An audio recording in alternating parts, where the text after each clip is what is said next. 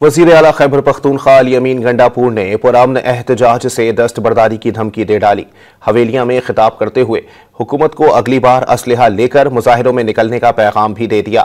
کہا کہ ڈی چوک احتجاج کے دوران گولی کس نے چلائی، جواب دینا ہوگا۔ آج نہیں، آج سے پہلے بھی اتنی ہم نے جو مارچ کی ہیں اور ہم نے جو پروٹیسٹ کی ہیں، سووں کی تعداد میں پنجاب پولیس کے لوگ ہمارے ہتھے چڑھے، رینجر کے لوگ ہمارے ہتھے چڑھے، ویڈیو موجود ہیں۔ ہم نے ان کو باحفاظت جانے دیا، بلکہ پہنچایا، کیونکہ ہم ان کو قوم کا بچہ سمجھتے ہیں۔ ہمیں احساس ہے اس بات کا، ہماری یہ تربیت ہے کہ وہ بھی کسی کے بچے ہیں، کسی کے شوہر ہیں، کسی کے بیٹے ہیں، کسی کے والدین ہیں۔ لیکن جو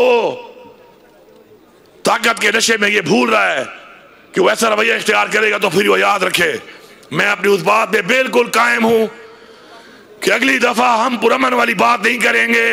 عمران خان، خدا کا واسطہ ہے، یہ پرامن کا لفظ پھر چھوڑ دینا، پھر ہم نکلیں گے اور پھر ہم پرامن کا نعرے کے بغیر نکلیں گے، اور پھر جو گولی چلانے والا ہتھے پہ گولی چلاتا ہے اور اپنے لوگوں کی زندگی بچانے کے لیے ہمیں ان کو روکنا پڑتا ہے، پھر ہم اسلحہ لے کے جب نکلیں گے تو پھر ہم دکھائیں گے بھاگتا کون ہے۔